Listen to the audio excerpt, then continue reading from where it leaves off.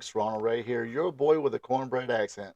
Welcoming you to this week's AEW Dynamite Recap Show. Yes, it's been a while since I've done a recap show for Dynamite. To be quite honest, I haven't watched Dynamite since the last time I did a recap show. But it doesn't look like I really missed a thing. Um, I will say matches are okay. They did some cool stuff in the matches. I'll be nice. Um, Anyway, the folks at the Footprint Center in Phoenix, Arizona was treated with, uh, I can say, some decent stuff in the matches and a little bit of build up for the Revolution pay per view coming up. Also, they had that big announcement. More on that later. But right now, let me do my little sales pitch here. It's in the contract. Got to do it. Everybody's got to do it. It is like, share, leave a comment. Let me know what y'all thought about this week's Dynamite. And be a champ and hit that subscribe button. Now that's out of the way. Let's let it rip. All right. First match of the night is excuse me. First match of the night, Pitts. Swerve Strickland against the Rhinestone Cowboy, Adam Page. And the winner of this match gets a shot at the AEW World Championship at Revolution. Okay, with that being said, like I said, some cool stuff happened in the match. Uh, they did a little did the whole collar and elbow dance. Then they led to a brawl. Swerve would get the advantage after that. Then Page took over after hitting Swerve with a clothesline apron, worked on the head, and oh, I was just screaming, "Shut the f up!" about this being the biggest Dynamo of the year. Anyway, uh, I think that's why. Don't mean to digress. Watching, going to a live AEW event is better than watching on TV. Taz is good. Shiv- Tony Schiavone sometimes, Excalibur, he he knows stuff, I guess. Um, Still gotta lose the mask. He looked ridiculous. Anyway, that's just my opinion. So anyway, finish came up. Well, part of part of the many finishes in this match. Swerve countered a buckshot with a buckshot of his own. Didn't want to pin uh, the Hangman with his own move. Did the Swerve stomp. 1, 2. You guessed it. The Hangman kicks out. Some more stuff happens on the floor. Yada yada yada. Uh, they break out the tables. At Page gets a buckshot for a 2 count. A Deadeye on the apron. Swerve made it for the 10 count. Another stomp. Hurts Swerve's ankle this time, so he's slow to make the pin. Uh, Another fight on the apron leads to a Deadeye from Swerve Strickland onto Adam Page onto the tables. A little before that, Adam Page picked up a chair and hit Prince Nana because he was, doing a dance trying to get Swerve motivated. Um, Page would actually avoid a third stomp, goes for the buckshot. Swerve counters, hits the driver. 1, 2, bell rings. We got a time limit draw. Swerve asked for 5 more minutes. And during the course of this match, Swerve was really working as a babyface during this whole match. I don't know if it was they decided to switch it up a little bit or this was pre-planned, but it almost looks like we had a little bit of a double turn here. Like I said, Swerve asked for the 5 more minutes, but the Rhinestone Cowboy did some cowboy shit there and said, "No, you had to beat me. You didn't beat me," even though it clearly stated that the winner of this match would get a shot at the AEW World Title come Revolution. But Page said it gets confusing. Trust me. Page said he had to beat him, so it looked like Page was going to get the match anyway. Swerves just let down the dust. Whatever. Anyway, uh, Tony Schiavone got the call from Tony Khan. Said no, we're not going to do it that way. It is going to be a three-way dance for the AEW World Championship come Revolution. So that's pretty much how that ends. Confused yet? I try not to be. All right, next match of the night is Timeless Tony Storm going against Red Velvet. Like I said, this Red Velvet seems like she's got the technique kind of down. Just needs some more seasoning. Look like they were giving her kind of big push when AEW started. Now she's pretty much a certified jobber or enhancements. Excuse me, enhancement. Anyway, totally did this Tony Storm deal. I've said it many times. Really, she's really embracing that 60s style or 60s, 70s style, you know, persona. Maybe a little bit of the 50s, the blonde bombshell era with Marilyn Monroe and Jane Mansfield. Kids, Google it. Anyway, she even did that classic, wrestling type stance that was they did back in the day. Anyway, she wound up having more control of this match, and um, basically this was all Tony Storm. Red Velvet, excuse me, made a bit of a comeback, but Storm would get the tap out win with the ankle lock. Then after the match, uh, her and or Storm and what's her name again? Excuse me, I am so sorry. Uh, oh crap. Sorry, I'm gonna have to blow this up. Yone Pedrosa. Sorry, name kind of slipped my mind. She was doing commentary during the match.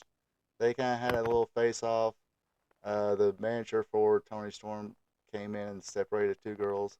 Looked like he was getting a little handsy on the chest there, but uh, it was what it was. I'm pretty sure he didn't do it on purpose. Uh, but yeah. Uh, anyway, uh, if he didn't, good job, kid. Uh, but anyway, yeah, decent little match. It was all Tony Storm. Not sure about the whole Red Velvet thing. I guess she's just there to get a check now and put other people over. All right, next match of the night. Definitely a great, great pop, great ovation, good reaction. That's the word I'm looking for the Blackpool Combat Club. It was John Moxley, Claudio Castagnoli, and Brian Danielson going against Team CMLL. Hey, Hector Mascara Dorado, and Valador Jr. Um, sorry, my Spanish is not that good. Decent little match. Again, they did some cool stuff. Good sequence in the beginning with Brian Danielson and uh, Hector good chain wrestling stuff. Of course, then you had the dives, the fights outside, more dives, yada yada.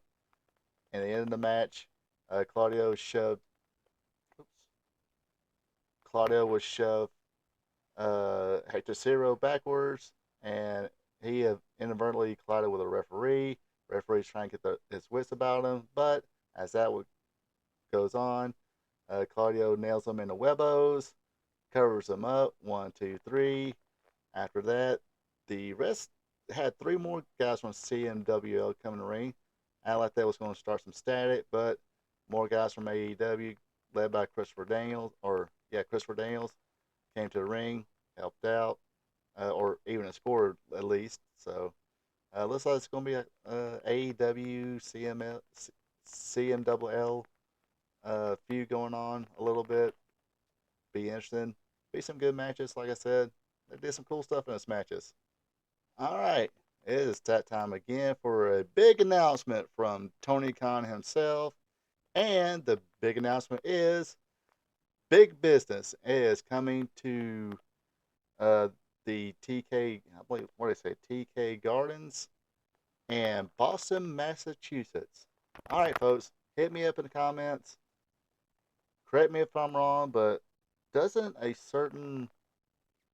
boss, a certain per, a certain artist, formerly known as Sasha Banks, who is now Mercedes Moan, isn't she from Boston?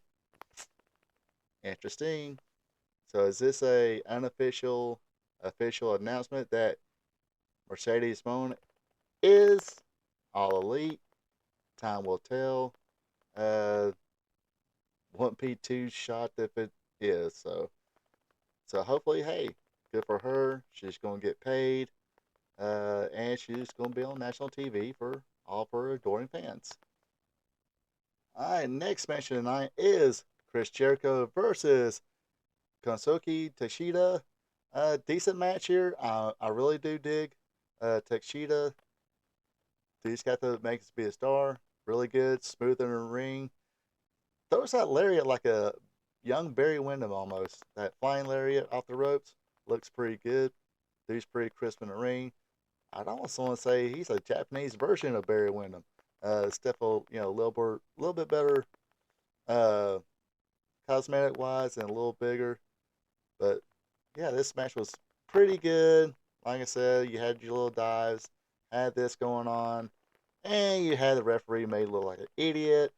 Don Callis threw a chair in the ring as Chris Jericho was applying the walls of Jericho. This, of course, distracted the referee. He had to take his time, said, just take your foot and just kick it back out of the ring. Anyway, yeah, take his time, pick up the chair, walk on the other side. As this was going on, Don Callis hits Jericho over the head with the screwdriver. He falls down. Takeshita applies the walls of Jericho. Uh, Jericho actually almost makes it to the ropes. They did the arm thing where he raised the arm. He did it for two, then was trying to mount that comeback, but Takeshita brought him back out to the middle of the ring and got the tap out win using Chris Jericho's move. I was just kept with do the three arms raising. He passes out. He can still, he's a heel. You supposed to go ahead and claim, hey, he beat Chris Jericho with his own move. You're supposed to cheat. You're a heel. That's how it works. But never, can't too many people say that, uh, when the time is right, when it makes sense, I guess, Chris Jericho will do business. All right, it's main event time. The main event of the night is a tornado tag match for the AEW World Tag Team Championship. The challenger Sting and Darby Allin going against Big Bill and Ricky Starks. Like I said, they did a lot of cool stuff, a lot of outside stuff. Everybody getting their stuff in. Little heat here, little Big Bill tossing little Darby around. Uh, Big Bill actually kind of no sold a Stinger Splash outside the ring against a guardrail. Looked good, put him over, but in the end, uh, Starks was going for the spear, but Sting countered it, hit the Scorpion Death Drop. Everybody's happy. Everybody's celebrating. Sting got his two boys out there with him to celebrate. Then in comes Nicholas and Matthew Jackson to ruin the whole thing with baseball bats. They not only attacked Sting's kids, they did attack Darby Allin and Sting, busting Darby Allin open. Looks like I think Sting got a little lacerated too. But again, this all sets up for the uh, I guess now it's going to be a AEW World Tag Team Championship match between Darby Allin and Sting against uh, the Jacksons, or I guess they're still called the Young Bucks. Who knows? Uh, the EVPs. I guess that's what they're called. And remember, this will be Sting's final match ever, for now at least. Anyway, that does for this week's AEW Dynamite. Hope you dug it. If you did, hit the like button, leave a comment. Let me know what you thought about this week's AEW Dynamite. What do you think of the potential of Mercedes Monet or wherever she Moan? Anyway, yeah, Monet. Sorry, uh, I mispronounced it earlier. Mercedes Monet. Is she gonna be that needle mover for AEW? Time will tell. Until next time, you folks have a good one and take it easy. Thank you for checking out my video. I really do appreciate it. And of course, this is the part where I ask you, if you're not a subscriber yet, to click on that subscribe button, leave a like, also share with friends. And if you want to follow me on social media, on Twitter, X, it's at RRPATRPTV46. On Facebook, it's this Ronald Ray. And yes, I need to turn in my man card because I do have a TikTok.